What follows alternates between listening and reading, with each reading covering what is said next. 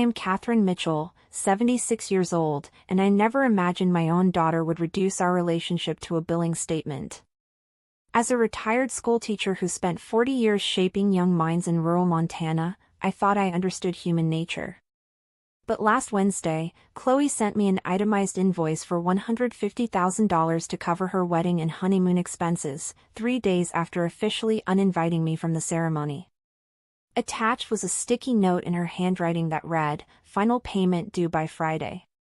Thanks for making my dreams come true, Mom."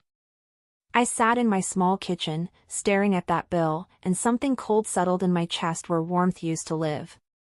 Hello everyone, before we continue, make sure you're already subscribed to the channel, and write in the comments, where are you watching this video from? We love knowing how far our stories are reaching. That evening, I didn't cry. Instead, I opened my laptop and logged into the online banking portal where my late husband's life insurance money sat untouched. I called the luxury resort in Santorini where Chloe's honeymoon was booked, identified myself as the guarantor, and asked very specific questions about cancellation policies. Then I contacted Margaret Chen, my financial advisor, about placing temporary holds on pending wire transfers. My hands didn't shake once. Growing up during the Depression taught me that dignity isn't given, it's chosen, and I was choosing mine back right now. My husband Robert died 5 years ago after a sudden heart attack. We'd been married for 48 years, raised Chloe on a teacher's salary and his income as a county surveyor. We never had much, but we had everything that mattered. On his deathbed, Robert made me promise to use his life insurance to give Chloe the wedding she deserved when the time came. I held his hand and swore I would. That promise was sacred to me. It represented his final gift to our daughter, his last act of love. I never imagined it would become a weapon she'd use to wound me. Chloe had always been my treasure. After Robert died, she seemed attentive and caring, calling weekly, visiting monthly. When she got engaged to Julian Whitmore 2 years ago, I was genuinely happy for her. Julian came from old money in Connecticut, his family owned commercial real estate across New England, and he carried himself with the polished confidence of someone who'd never known financial uncertainty. At first, I thought he was charming. He called me Catherine instead of Mrs. Mitchell, wore expensive suits even to casual dinners, and spoke about investment portfolios the way most people discuss weather. I didn't realize then that his charm was calculation. The engagement period started warmly enough. Chloe would call me excitedly about wedding plans, showing me photos of venues and asking my opinion on color schemes. I felt included, valued, necessary. She knew about her father's insurance money and the promise I'd made. One evening over dinner at my home, she took my hands and said, "Mom, I want Dad's dream for me to come true. Will you help make this wedding perfect?" How could I refuse? I told her I'd cover everything, that her father would want nothing less. Her smile that night seemed genuine. I didn't see the trap closing around me. But Julian had other plans. Within weeks of my commitment, he started appearing at every wedding discussion. He critiqued my suggestions with a dismissive smile, calling my taste quaint and small-town charming. When I suggested a local florist I knew, he laughed and said they needed someone with international portfolio experience. When I mentioned the church where Robert and I married, he said they needed a more photogenic venue with better natural lighting for the photographer. Chloe, who once valued my opinion above all others, started parroting his words. The daughter I raised was disappearing, replaced by someone I barely recognized, someone who measured worth in dollar signs and social media aesthetics. Let me take you back to understand how deep this betrayal cuts. Robert and I met in 1971 at a county fair in Billings. I was 22, fresh out of college with a teaching certificate, and he was 24, working as an apprentice surveyor. We married 6 months later in a simple ceremony that cost less than $300. My dress was borrowed, our reception was potluck in the church basement, and our honeymoon was a camping trip to Yellowstone. We were broke and blissfully happy. That wedding had more love in it than most million-dollar affairs I've seen since. Chloe was born 3 years later, in 1974, after 2 miscarriages that nearly broke me. She was our miracle, our only child, and we poured everything into her. Robert worked double shifts during surveying season so I could stay home with her those first years. When she started school, I went back to teaching, and we saved every penny we could. We drove used cars, took modest vacations, wore clothes until they frayed. But Chloe never wanted for anything important. She had music lessons, summer camps, college funds. We gave her opportunities we never had, and we were proud of that. Robert's death devastated us both. He was only 69, still vital and active, planning our retirement travels. The heart attack came without warning while he was surveying a property near Great Falls. By the time they got him to the hospital, he was gone. The life insurance payout was $200,000, more money than we'd ever had at once. Robert had maintained that policy for 30 years, paying premiums we could barely afford, because he wanted to make sure Chloe and I would be secure. In his final conscious moments, gripping my hand in that hospital bed, he whispered, "Give our girl the wedding. Make it beautiful. Promise me." I promised through my tears. For 5 years, I left that money untouched except for the interest it earned. I lived on my teacher's pension and Social Security, maintaining my small house in Great Falls, keeping life simple. The money was sacred, Robert's final gift, meant for a specific purpose. When Chloe announced her engagement, I felt Robert's presence strongly, as if he was nodding approval. This was the moment we'd saved for. This was his dream being realized. I told Chloe the full amount was available, that her father wanted her to have the perfect day.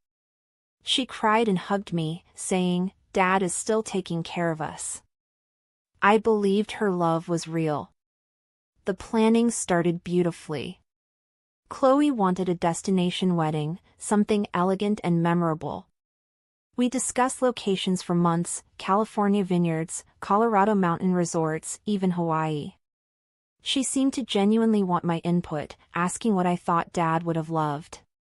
We settled on a beautiful estate in Napa Valley, a place that combined natural beauty with sophisticated elegance.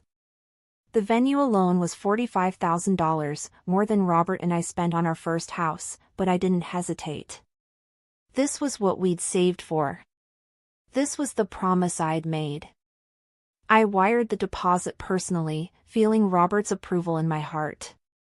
But Julian was already poisoning the well. I learned later from Chloe's friend Margot that Julian had been telling Chloe I was trying to control everything and making the wedding about me instead of them. This was absurd. I'd agreed to every choice they made, questioned nothing, opened my checkbook without complaint. But Julian was sophisticated in his manipulation. He'd plant seeds of doubt, make Chloe question my motives, twist my generosity into something sinister. Margot told me Julian wanted Chloe isolated from anyone who might question his influence over her. A mother who'd known her daughter for 30 years was a threat to his control. So slowly, methodically, he set about removing me from the picture entirely. The first major conflict erupted over the guest list.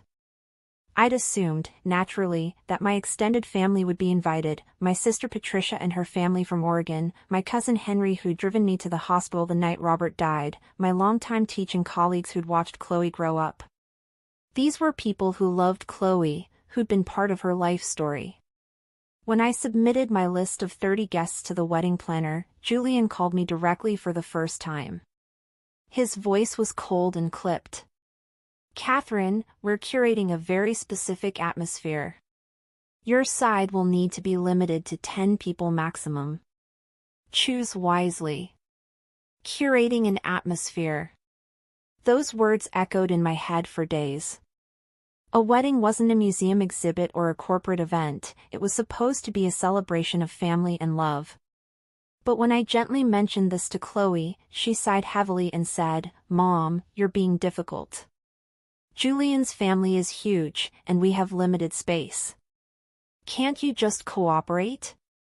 Difficult. Cooperate. These weren't words my daughter had ever used with me before. They were Julian's words, coming from her mouth. I felt something crack inside me, but I swallowed my hurt and reduced my list. I chose my sister, my cousin, and 8 others. I told myself it was a small compromise for her happiness. Then came the vendor disputes. Julian insisted on hiring exclusively high-end, celebrity-favored vendors, a photographer who'd shot magazine covers, a caterer who'd worked presidential events, a florist who supplied Met Gala arrangements. Each vendor came with premium pricing that made my teacher's pension seem microscopic by comparison. The photography package alone was $28,000. When I carefully suggested we might find equally talented local professionals for less, Julian actually laughed at me. This isn't a backyard barbecue, Catherine. These vendors are investments in Chloe's social positioning. You wouldn't understand the nuances of building the right image. The condescension in his voice was unmistakable. What hurt worse was Chloe's silence. She sat beside Julian during these discussions, nodding along, not defending me or acknowledging that I was the one writing the checks for these investments. When I looked at her, searching for my daughter behind those eyes, I saw someone who'd learned to echo Julian's values. He'd taught her to see money as status, weddings as networking opportunities, and family as disposable if they didn't fit the aesthetic. The girl who once made me construction paper cards for Mother's Day was gone, replaced by this stranger who measured love in luxury brand names. The breaking point came during a tasting menu session at the caterer's downtown office. They presented 9 courses, each more elaborate than the last: foie gras, wagyu beef, caviar, rare wines. The cost per person was $485. I sat there calculating silently. 200 guests times $485 was nearly $100,000 just for food. I'd fed families of 4 for a month on less during my teaching career. When the presentation ended, I quietly asked if we might consider a slightly simplified menu that would still be elegant but more reasonable.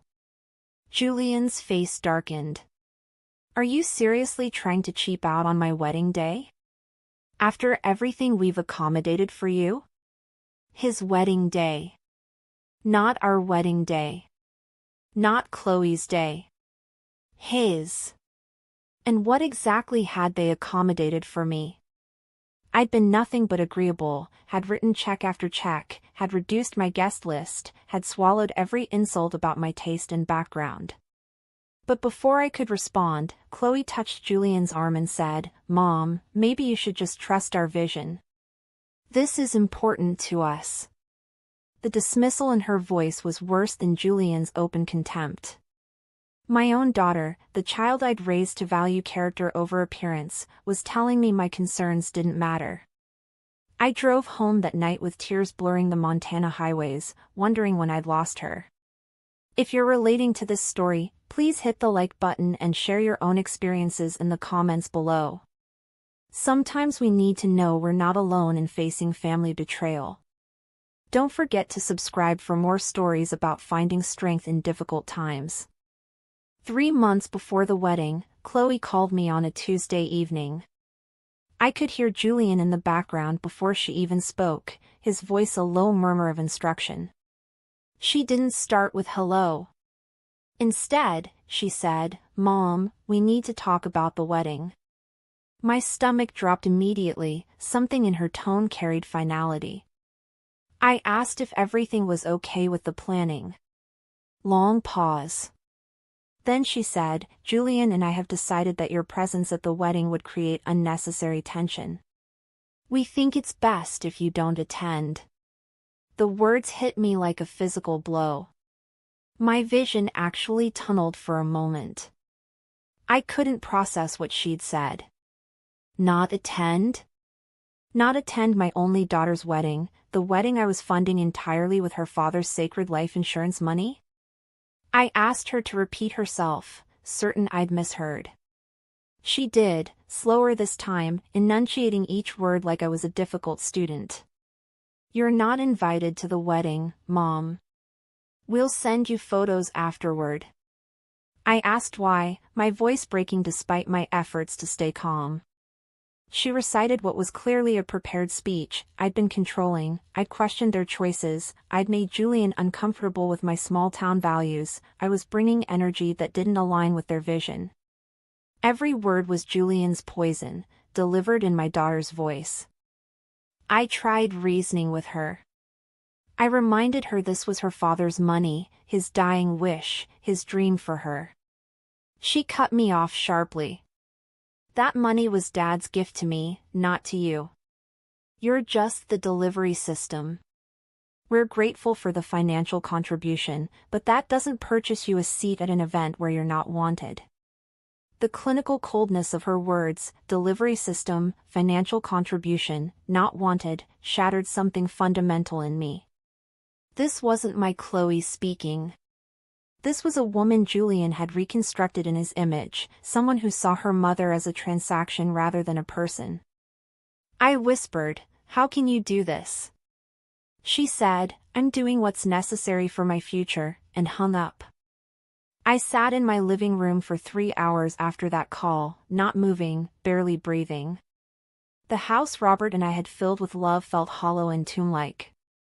Every photo on the walls mocked me: Chloe's first day of school, her high school graduation, family Christmases where we'd been happy. Who was that little girl who'd once told me I was her best friend? Where had she gone? I finally understood what Julian had been doing all along. He'd systematically isolated Chloe from anyone who might question his influence, and a mother who'd known her since birth was the biggest threat. By removing me, he ensured total control over her identity, her values, her reality. The next day, I called the wedding planner directly, a woman named Victoria Sterling who Julian had insisted we hire at $15,000 for her services. I told Victoria I'd been uninvited from the wedding I was funding. Long silence. Then she said, uncomfortably, "Mr. Whitmore mentioned there might be some family complications." "The contracts are all signed, Mrs. Mitchell. Your financial commitments are legally binding regardless of your attendance." My blood went cold. Legally binding. They'd trapped me. Julian had made sure I was on the hook for every penny before orchestrating my removal. This wasn't just cruelty, it was calculated financial manipulation. I hung up and immediately called my lawyer, Thomas Brennan, who'd handled Robert's estate. I explained the situation, reading him the key contract clauses. He was quiet for a long time, then delivered the bad news: I'd signed as the financial guarantor for the entire wedding. Unless I could prove fraud or duress, I was legally obligated to pay regardless of my invitation status. The only leverage I had was that several large payments, including the final venue payment and the entire honeymoon package, hadn't been processed yet. They required my explicit authorization to release. Tom said, "Catherine, you have a choice. You can honor these contracts and lose your dignity, or you can use your remaining financial control to teach a very expensive lesson about respect." His words planted a seed that would soon bloom into action. The invoice arrived on a Saturday morning, 1 week after my uninviting. The envelope was thick and formal, addressed to Mrs. Catherine Mitchell, financial guarantor. Inside was a professionally printed, itemized bill spanning 6 pages. Each line item was meticulously detailed: venue balance of $38,000, catering balance of $97,000, photography final payment of $12,000, floral arrangements $18,000, and a separate section labeled Honeymoon Package Santorini for $25,000. The total at the bottom, bolded and underlined, read $150,000. But it was the sticky note attached to the first page that truly revealed who I was dealing with now.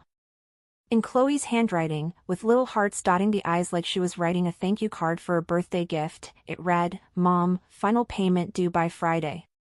Wire transfer details attached. Thanks for making my dreams come true. You're the best. Heartsuit, don't worry, we'll send you photos of everything you're missing. XOXO. The casual cruelty of it, the breezy entitlement, the assumption that I'd simply comply after being humiliated, it was breathtaking. She actually drew little hearts. She signed it with hugs and kisses. As if she'd asked me to pick up milk from the store rather than demanding $150,000 while excluding me from the event it was funding. Something fundamental shifted in me as I read that note. I walked to my home office and spread the invoice across Robert's old desk. This was where he'd worked on survey maps late into the night, where he'd planned our modest retirement, where he'd kept our family's financial records in careful order. I could almost feel his presence beside me, and I knew exactly what he'd say. "Catherine, dignity isn't negotiable. Not for anyone. Not even for her." I picked up my phone and began making calls. First, Margaret Chen, my financial advisor. I told her to freeze all pending wire transfers related to the wedding and to document everything. She asked if I was sure. I'd never been more certain of anything in my life. Next, I called each vendor directly. I started with Rosewood Estate in Napa Valley, the venue where the wedding was scheduled in 10 weeks. I asked to speak with the event's director, a man named Christopher Lauron. When he picked up, I identified myself as Mrs. Catherine Mitchell, the financial guarantor for the Whitmore Mitchell wedding. His tone became immediately deferential. I was, after all, the one paying his commission. I asked him a simple question: what happens if the final payment of $38,000 isn't received by your deadline? Long pause. Then he explained the venue would immediately cancel the reservation and retain the $7,000 deposit as liquidated damages per their contract terms. I asked Christopher if he knew I'd been uninvited from the wedding I was funding. Another pause, longer this time. He said carefully, "I was not made aware of that detail, Mrs. Mitchell. Our contract is with you as the primary financial party." I could hear discomfort in his voice. Even in his world of high-end events, this situation registered as abnormal.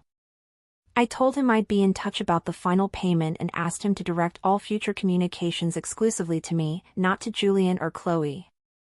He agreed readily. I hung up feeling a small flame of power rekindling inside me. They'd tried to reduce me to a checkbook, but they'd forgotten checkbooks can close. The caterer was next. Premier Dining Experiences, a company that specialized in elevated culinary events for discerning clients, their words, not mine.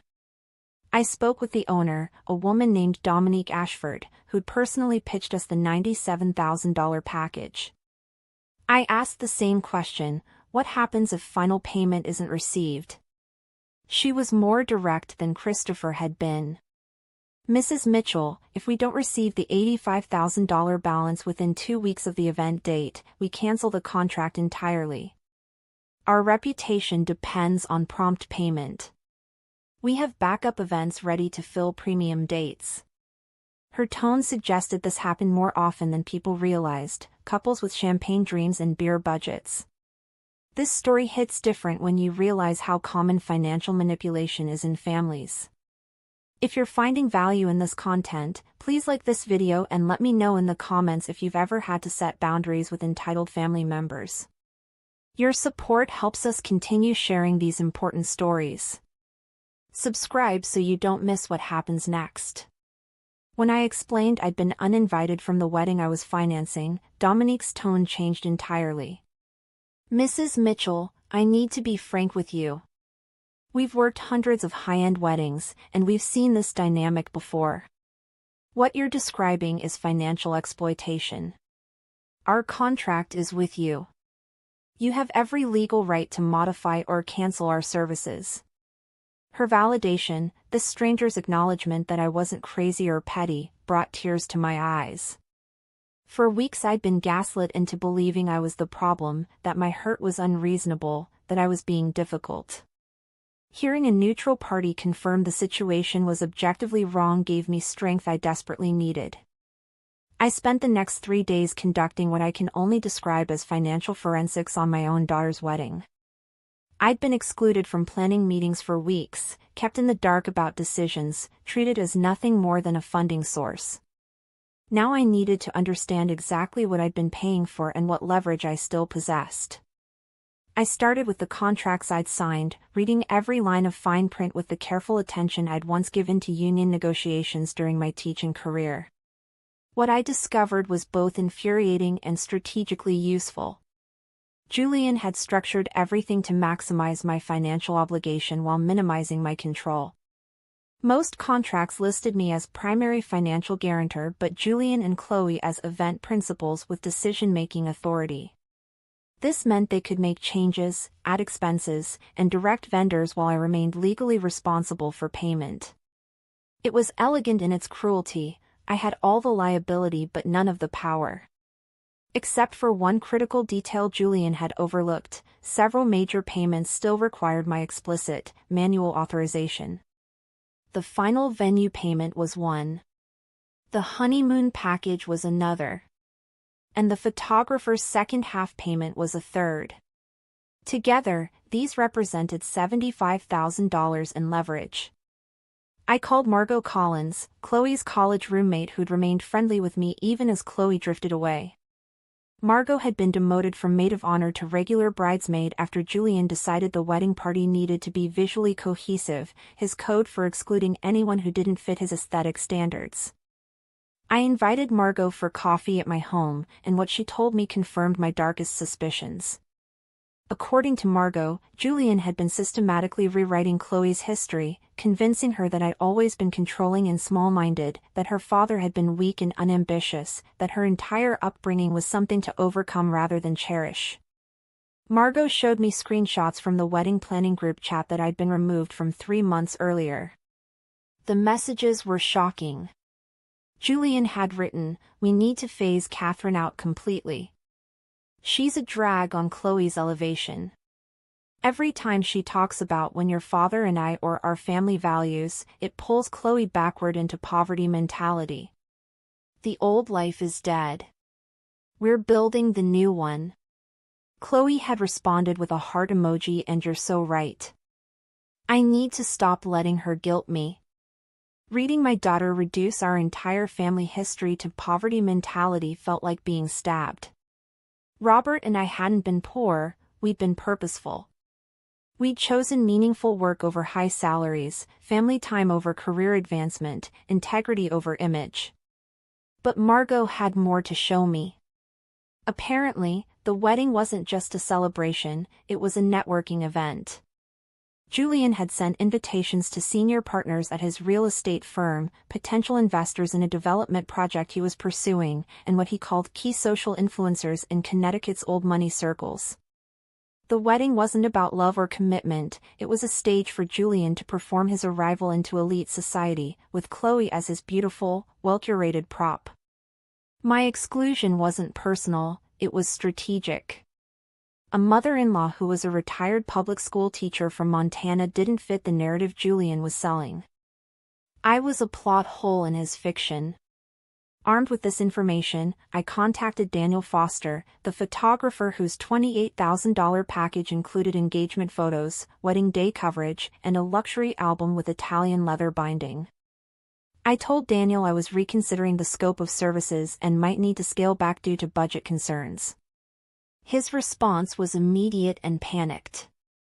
"Mrs. Mitchell, if we reduce the package this close to the wedding, I'll have to cancel entirely. I can't partially commit to a date.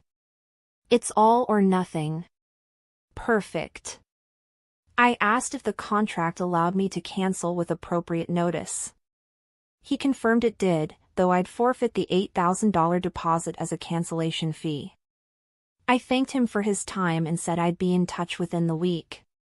That evening, I created a spreadsheet, something Robert had taught me to do for all major financial decisions.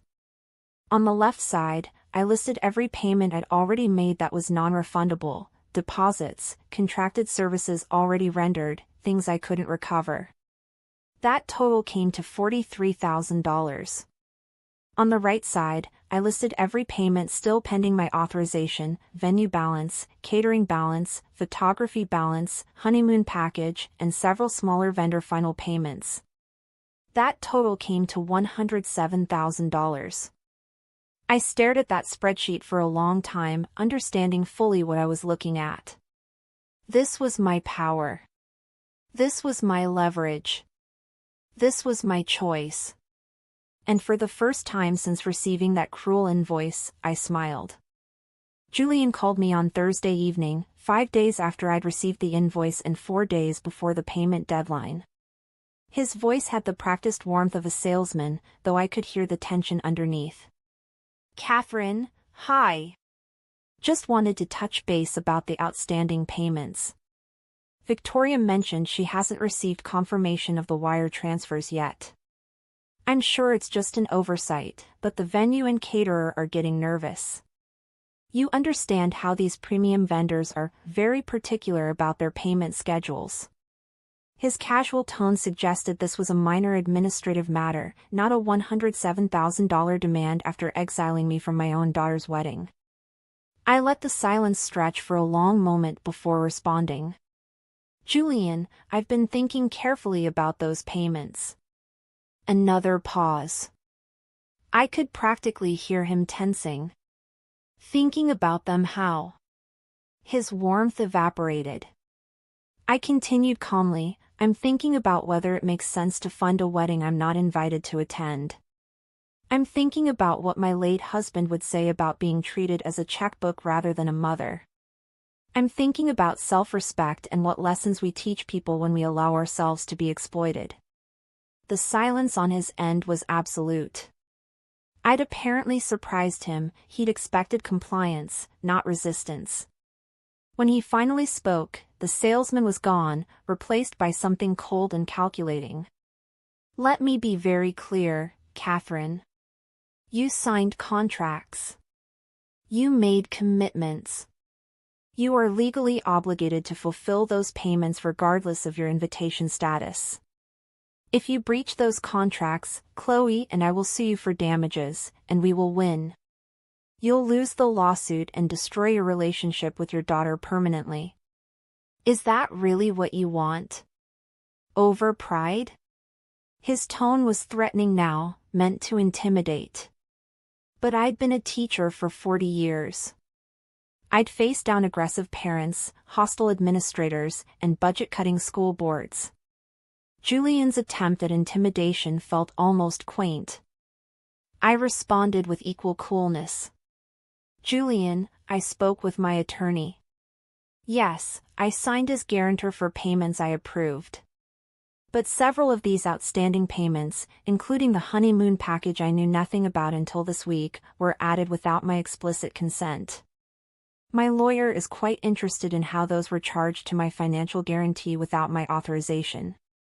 Additionally, the payments that do require my approval are just that, they require my approval. Which I'm reconsidering. You're welcome to sue me for withholding payments on a wedding I'm banned from attending. I'm confident a judge would find the optics fascinating." Now the silence was his, and it was satisfying. He tried a different tactic, appealing to my maternal instincts. "Think about what you're doing to Chloe. This is her wedding day, the most important day of her life. Are you really going to ruin it because your feelings are hurt? What kind of mother does that?" I almost laughed at the manipulation. I replied, "What kind of daughter sends her mother a bill for $150,000 while banning her from the wedding? What kind of man orchestrates a daughter's betrayal of her mother? You've taught Chloe that I'm disposable, Julian. I'm simply accepting that lesson and acting accordingly. If I'm not family enough to witness her wedding, I'm not family enough to finance it either. That seems fair, don't you think?" Julian's voice turned venomous. "You're a bitter, small-minded woman who can't stand to see Chloe rise above your mediocre life. This is about your jealousy, nothing more. You want to drag her down to your level because you can't stand that she's better than you. His words were meant to wound, and they did, not because they were true, but because they revealed what he genuinely thought of me, of Robert, of the life we'd built. I responded quietly, "Julian, I've never been jealous of Chloe. I've only ever wanted her happiness. But you've mistaken wealth for worth, status for success, and image for identity. You're not elevating my daughter, you're erasing her. And I won't fund that erasure anymore." I hung up before he could respond. We're at a critical turning point in this story. If you're invested in seeing how this resolves, please like this video and subscribe to the channel. Share your thoughts in the comments. Would you have made the same choice Catherine is making? Your engagement helps us know these stories matter. Don't go anywhere, the payoff is coming. 10 minutes later, Chloe called. She was crying, her voice high and panicked in a way I hadn't heard since she was a little girl with a nightmare. "Mom, please, you have to make these payments. The venue is threatening to cancel. The caterer says we're breaching contract." Julian is furious. "You're ruining everything. How can you do this to me?"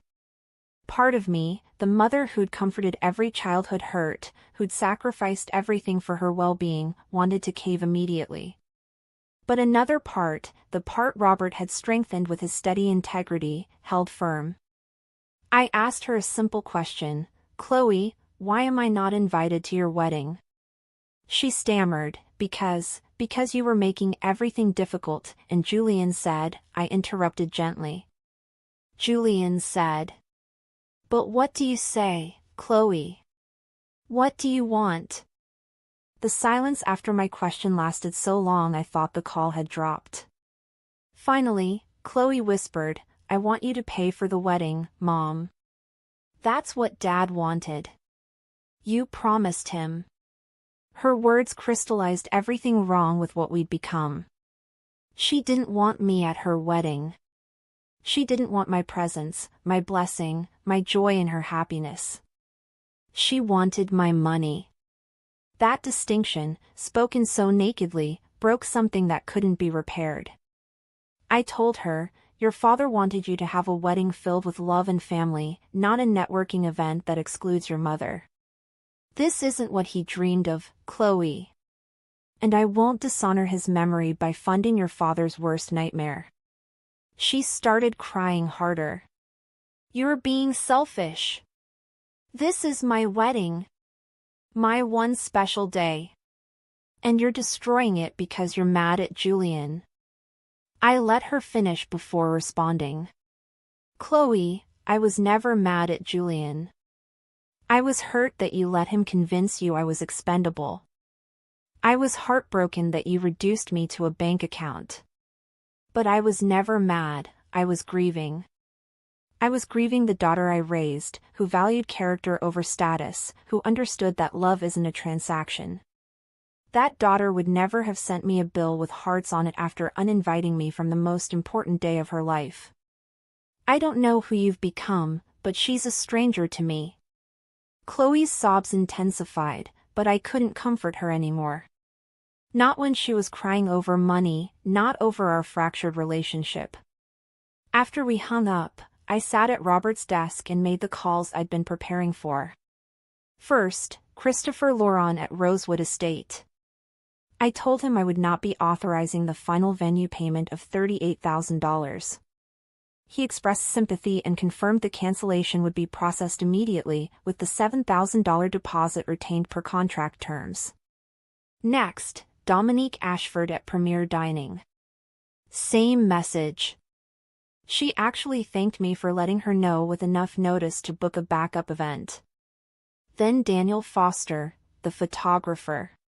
He was the most understanding of all, saying, "Mrs. Mitchell, I've been photographing weddings for 20 years. This situation is wrong, and you deserve better. I hope your daughter realizes that before it's too late." The honeymoon package was through Elite World Escapes, a luxury travel agency specializing in what they called transformative destination experiences.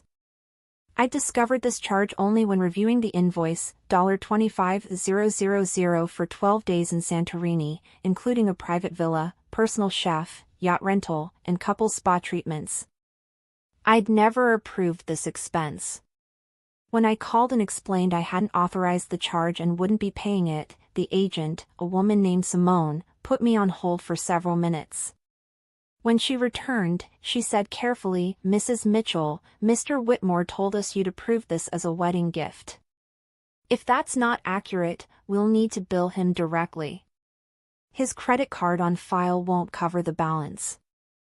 I told her to do exactly that. Within an hour, my phone began ringing constantly. Victoria Sterling, the wedding planner, called in a panic. The venue had contacted her about the cancellation, the caterer had done the same, and now she was facing the collapse of the entire event with 10 weeks to go. She actually had the audacity to scream at me, "Do you have any idea how unprofessional this makes me look? I have a reputation in this industry. You can't just cancel everything last minute." I responded coolly, "Victoria, you were aware I'd been excluded from the wedding I was funding. You told me my financial commitments were legally binding regardless of attendance. That worked both ways. My approval was required, and I withheld it. Your reputation is not my concern." She hung up on me, which was fine, I had nothing more to say to her anyway. Then Julian called again, and this time there was no pretense of civility. "You vindictive witch. Do you understand what you've done? We have 200 guests expecting a wedding in 10 weeks. Venues are booked solid this time of year. We'll never find replacements.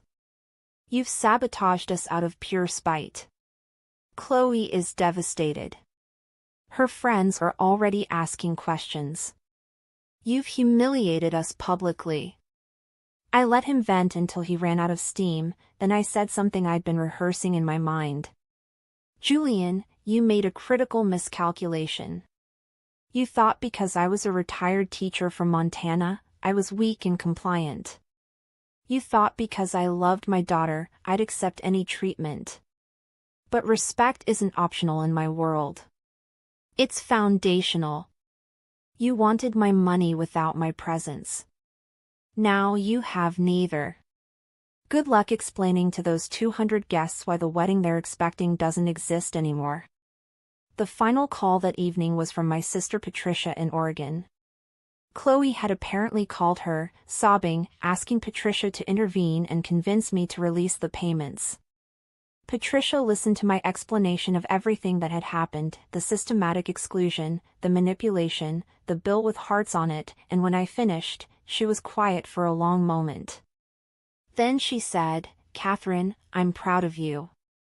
Robert would be proud of you. You're teaching Chloe something more valuable than any wedding could, that love and respect are not negotiable, not even for family. Especially not for family." Her validation meant everything. I'd been second-guessing myself, wondering if I was being petty or cruel. But Patricia's words confirmed what my gut had been telling me, I was choosing dignity, and that was never wrong.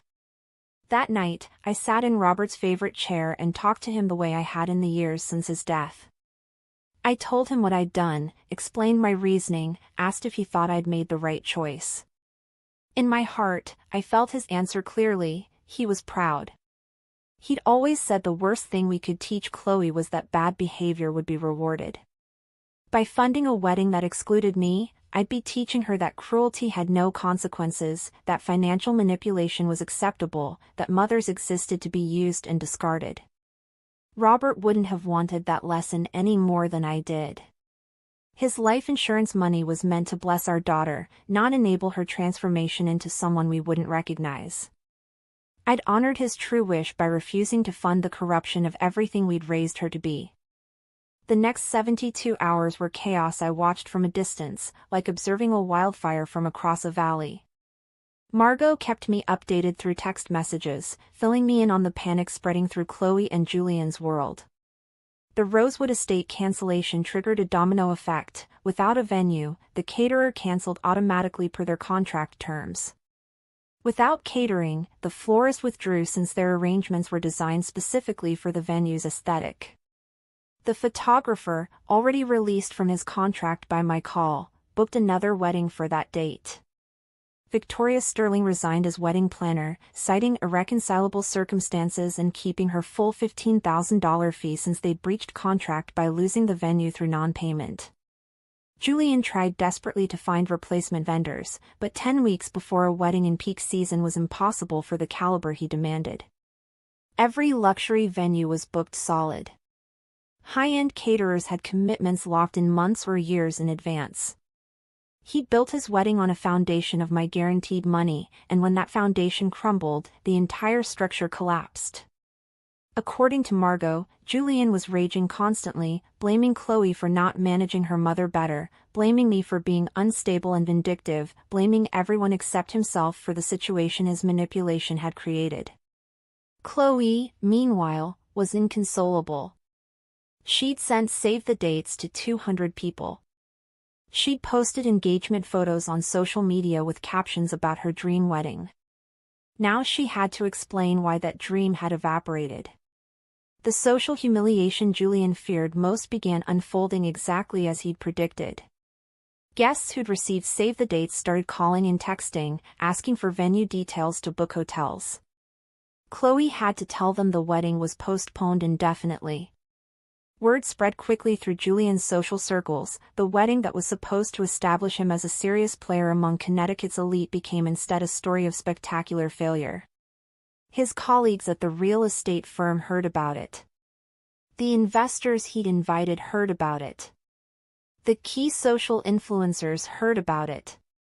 Instead of a triumph, the wedding became evidence of Julian's inability to manage something as basic as family relationships and financial planning. His reputation suffered the exact damage he'd been trying to avoid. Chloe called me repeatedly during this period, her messages evolving from angry to pleading to desperate. The first calls were accusatory. "You've ruined my life. Everyone is asking what happened. I'm humiliated." Then they became bargaining. "If you release the money now, we can still salvage something. Please, Mom, we can find a smaller venue. We'll compromise." Finally, they turned desperate. "I don't know what to do. Julian is furious with me. His family thinks I'm low-class trash whose mother sabotaged their son. I'm losing everything. Please help me." Each message broke my heart a little more, but I didn't waver. This pain was necessary. It was the consequence of choices she'd made, and consequences were the only things that taught real lessons. 2 weeks after I'd canceled the payments, Margot told me something that changed the entire context of the situation. She'd been having dinner with another bridesmaid, Lauren, who'd gotten drunk and revealed something shocking. Julian had never planned for Chloe to have a real partnership. He'd specifically targeted her because she came from humble beginnings and had limited social connections, which meant she'd be grateful, compliant, and easy to mold. Her beauty and my money made her perfect for his purposes. She'd look right on his arm at social events, and my funding would pay for the spectacle he needed to break into elite circles. Once established, he'd planned to marginalize her gradually, the way he'd done with me. She was a prop in his social climbing theater, nothing more. When Margot told me this, fury burned through me hotter than anything I'd felt yet. Julian hadn't just manipulated my daughter, he'd never loved her at all. Every tender moment, every promise, every plan had been calculated strategy. Chloe had sacrificed her relationship with me, abandoned her values, and reconstructed her identity for a man who saw her as a means to an end. The wedding would have been the beginning of her erasure, not her elevation. By canceling those payments, I hadn't just protected my dignity, I'd potentially saved my daughter from years of emotional abuse with a man who didn't value her humanity. The question was whether Chloe would recognize that truth before it was too late, or whether Julian's hold on her was too complete to break. 3 weeks after the wedding collapse, Chloe appeared on my doorstep unannounced.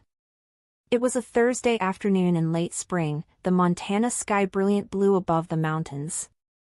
She looked terrible, thinner than I'd ever seen her, dark circles under her eyes, her expensive clothes hanging loosely on her frame. When I opened the door, we stared at each other for a long moment. Then she whispered, "Can I come in?" I stepped aside wordlessly. She walked to the living room and sat in the same chair she'd always claimed as hers when she was growing up, the worn recliner by the window where she'd read countless books as a teenager. She looked so small sitting there, so lost. For a moment, I saw my little girl again, not the stranger she'd become. She started talking, and once she began, everything poured out. She told me Julian had ended their engagement 4 days ago, telling her she'd failed to manage the situation with me and was therefore a liability to his future. He'd been cold and clinical about it, itemizing her failures the way someone might critique a business proposal. Without the wedding to cement his social positioning, she was no longer useful to him. His family had been relieved, they'd never wanted him marrying down anyway. She'd been left with nothing, no wedding, no fiancé, no future she'd imagined. She'd lost me in the process of gaining him, and now she'd lost him too. She was alone in a way she'd never been before, and the loneliness had forced her to confront truths she'd been avoiding. Chloe cried as she spoke, real tears of grief and shame. She apologized for everything, for sending me that bill, for excluding me from the wedding, for choosing Julian's poison over my love, for forgetting who she was and where she came from. She said she'd been so desperate to be someone different, someone sophisticated and important, that she'd discarded everything real in her life.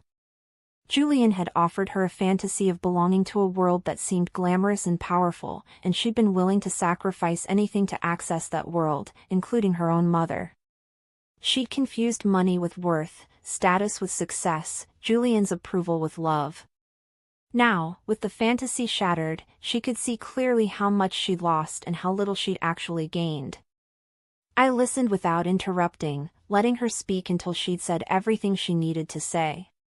When she finally went quiet, I asked her a question I needed answered. "Chloe, when you sent me that bill with hearts on it, what were you thinking? What did you feel?" She closed her eyes, shame washing over her face. "I wasn't thinking, Mom. Or I was thinking what Julian had taught me to think, that you were my mother, so of course you'd pay. That you'd promise Dad. That your job was to support me regardless of how I treated you. I'd stopped seeing you as a person with feelings. You'd become just Mom. The person who gives. I'm so ashamed." Her honesty was painful but necessary. She'd finally articulated the dehumanization that had made her cruelty possible. We talked for hours that afternoon, working through everything that had happened. I explained to Chloe that I'd canceled those payments not to punish her, but to save her, from Julian, from a life built on lies, from becoming someone unrecognizable. I told her about Margot's revelation, about Julian's calculated targeting of her. She wasn't surprised. On some level, she'd known he didn't truly love her, but she'd convinced herself love would come eventually, after the wedding, after they were established, after she'd proven herself worthy.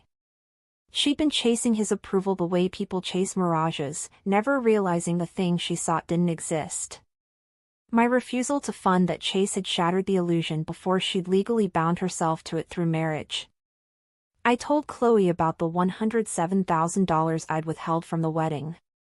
I explained that money, combined with the $43,000 in deposits I'd lost, represented her father's entire life insurance gift. It was gone now, spent or forfeited through the wedding catastrophe. But I had a proposal. I'd been living on my pension alone for 5 years, so I still had my retirement savings intact, about $85,000. I would use that money to fund something different than Julian's fantasy wedding. I'd use it to help Chloe rebuild her life authentically, therapy to process the manipulation she'd endured, perhaps a small business investment if she wanted to start something meaningful, or support while she figured out who she was outside of Julian's influence. But the money came with one condition: she had to do the work of reclaiming herself. Chloe asked what I meant by that. I explained, she needed to reconnect with the values Robert and I had raised her with. She needed to rebuild relationships she damaged or abandoned during her time with Julian. She needed to figure out what she actually wanted from life, not what someone else told her to want. And she needed to understand that love, real love, family love, the kind that lasts, isn't transactional. It doesn't come with invoices or conditions. It's freely given and must be freely received. I told her I'd never stopped loving her, even when she'd hurt me terribly, but love without respect was incomplete. We needed to rebuild both, and that would take time and genuine effort from her. We've reached the end of Catherine's journey, a story about boundaries, dignity, and the courage to choose self-respect over family obligation. If this story moved you, please hit that like button and subscribe to our channel for more powerful narratives about finding strength in difficult situations. Share your thoughts in the comments. Have you ever had to set a boundary that felt impossible? How did it turn out? Your stories inspire others facing similar struggles. Thank you for watching, and remember, respect is not negotiable, and sometimes the most loving thing we can do is refuse to enable someone's worst choices. See you in the next video. Chloe and I spent that summer rebuilding what Julian had nearly destroyed. She moved back to Montana temporarily, staying in her childhood bedroom, which still had her high school debate trophies on the shelf and posters from bands she'd loved. She started therapy with a counselor who specialized in narcissistic abuse recovery, because that's what Julian had done to her, systematically broken down her identity and rebuilt it to serve his purposes. The therapist helped her see the patterns clearly: the love bombing at the start of their relationship, the gradual isolation from family and friends, the criticism disguised as concern, the way he'd made her doubt her own perceptions and values. To anyone reading this who's facing something similar, family members who see you as a resource rather than a person, people who demand your money while discarding your presence, relationships built on transactions instead of genuine care, I want you to know that boundaries are not cruel. Saying no is not selfish. Protecting your dignity is not vindictive. Sometimes the most loving thing we can do is refuse to enable someone's journey toward becoming someone terrible. It hurts in the moment. It feels like you're destroying everything. But on the other side of that pain is possibility. That's my story. That's what I learned. And I'd make the same choice again, every single time.